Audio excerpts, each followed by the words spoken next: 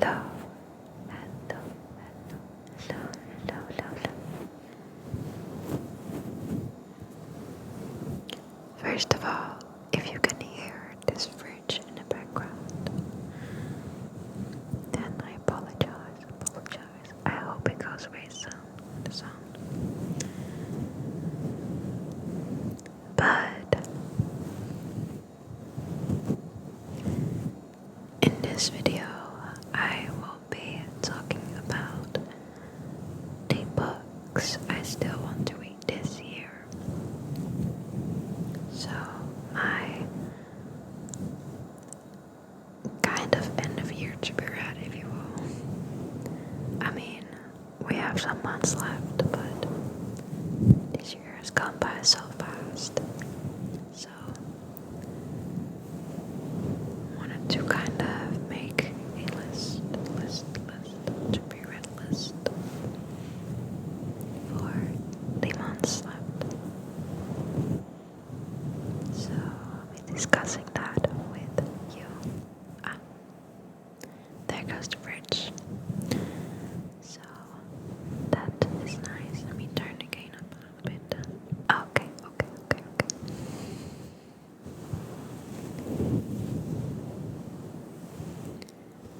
So, I do have to say, I don't read that many books in a year. So, I'm gonna name all these books. I don't know how many of them I'll actually get to read. But I'm trying to read more, so we'll see. So, let's see. I have the books here on my phone. First of all, I want to read The Cruel Prince because I feel like this book is talked about so much and I just have to read it and I still haven't.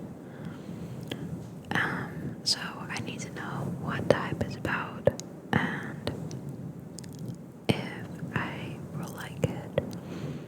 So that's one that's been on my list for quite some time now.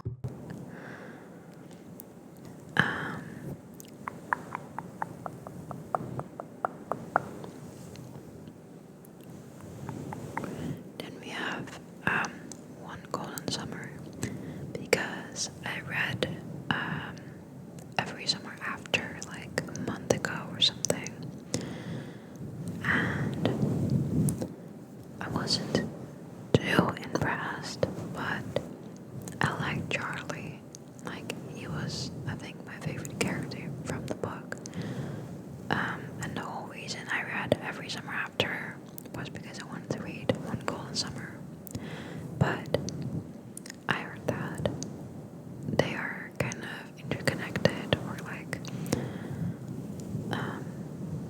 yeah, you should read Every Summer After first to have a little bit more context. So that's what I did. And I'm really curious about Charlie's book now. Because Every Summer After, to me, like in the beginning, I was like, oh, I'm really gonna like this book. But then, it was like, kind of like, Love in Other Words, but less good from what I remember, at least, because I read Love in Other Words like a long time ago now. But I remember I like that one a lot more. But yeah, so I want to read One Golden Summer, and then also Meet Me at the Lake, but I've heard, yeah, some people liked it, some people didn't, so I'll have to see if I'll like it. Then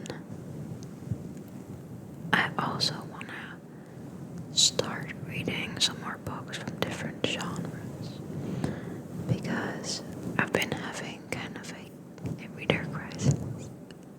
Oh,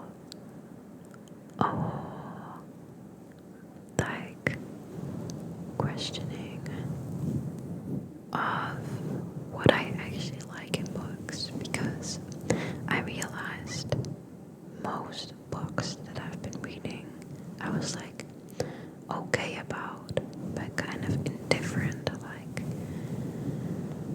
I didn't love them. Most of them, I feel like I gave them 3 stars or 3.5. So then I was like, wait, do I actually like just pure romance? And like, yeah, do I even, is that my favorite genre then? Or have I just not read the right romance books for me or something? I don't know, but I want to try a little bit different genres and settings and all, to see what I actually like. So I want to read The Soulmate as well by Sally Hepworth.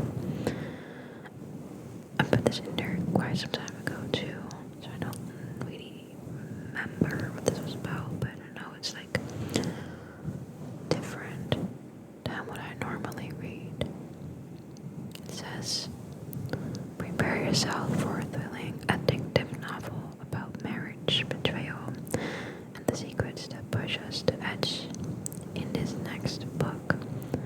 Push us to the edge in this next book from the best-selling author of The Good Sister and The Younger Wife. Picture a lovely cottage on a cliff with sloping lawns, walking paths, and beautiful flowers.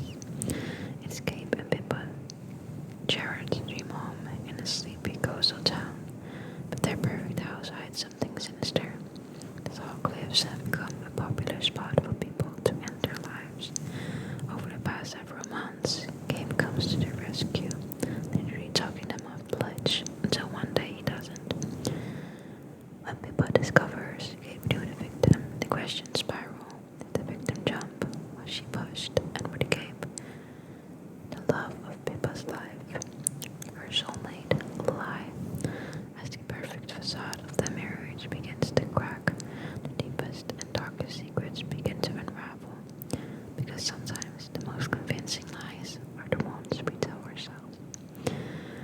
Yeah, I thought that sounded really interesting.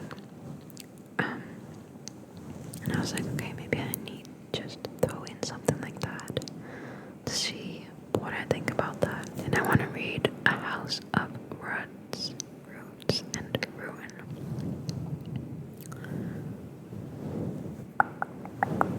Also with, I think, a bit more like drama or mystery involved.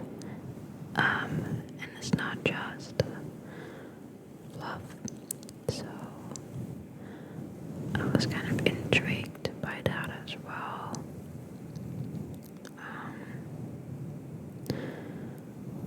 Then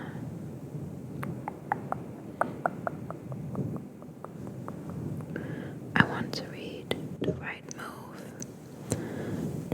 Move by Liz Dunford, because I don't think I've read any of her books yet. So I want to see if I like her writing style. But I believe all of these books in this series were, I think they're interconnected standalones, right? I believe all of them are kind of sports romances, and that is not my favorite thing.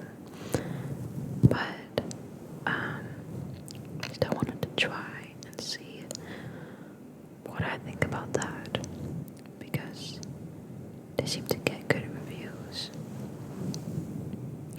Oh yeah, oh my god. I've been wanting to read Six of Crows for the longest time. Like, those books, I have bought them like years ago now. But I was waiting to read them because I found out that you need to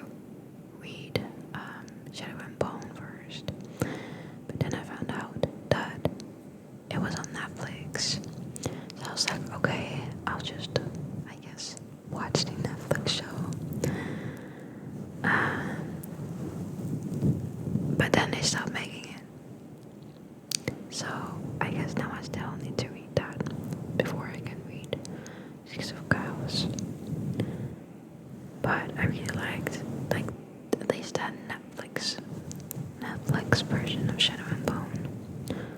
So I do need to get into Six of Crows at some point. Oh yeah, and then Binding 13 from the Boys of Talmud series, which gets recommended a lot. And so I really want to read this because I feel like it's a must. It's a must. But then at the same point, at the same time, I keep kind of putting it off because I'm a little bit scared that me personally, I'm not going to like it because I feel like sometimes when books like they're really popular on Book Talk, they're not my thing. So I'm a little bit scared, but at some point I just need to give it a chance. But it's like such a big commitment to make because I think the books are like huge, and then there's so many books. So if you've read that and you can let me know that it's actually good, then I'll trust you, and then I might read it. And maybe if I make like a ASMR reading vlog out of it or something, that will motivate me to let me know if you would like that.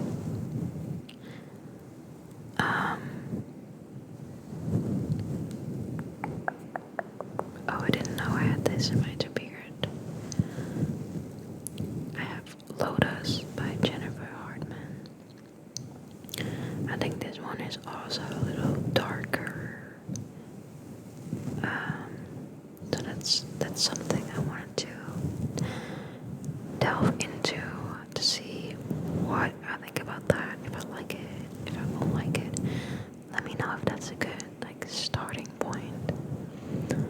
And if it's not, what you recommend as like a darker romance, because that's what this is, right? If I remember it right. Yeah.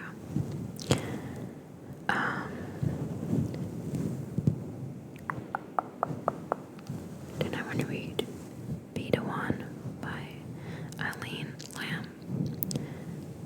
I think this one was a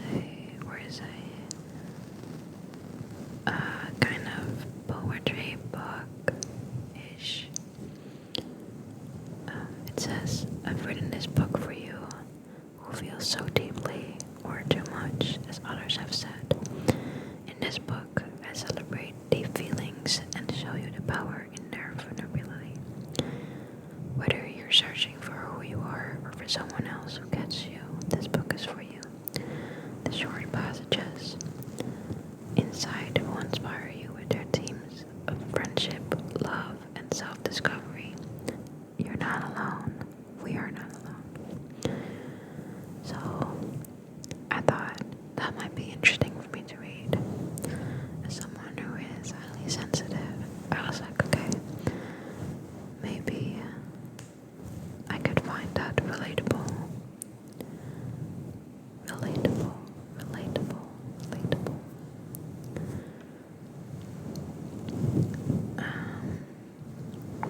And as I said, I don't know how many of these books I can actually read in these few months. So we'll have to see. So I hope you liked watching the video, and maybe you got some recommendations of your own. And if you have any recommendations for me, then let me know as well. Let me know. And I hope to see you in my next video. Next video. Very, very soon. Okay. Bye. Before you go,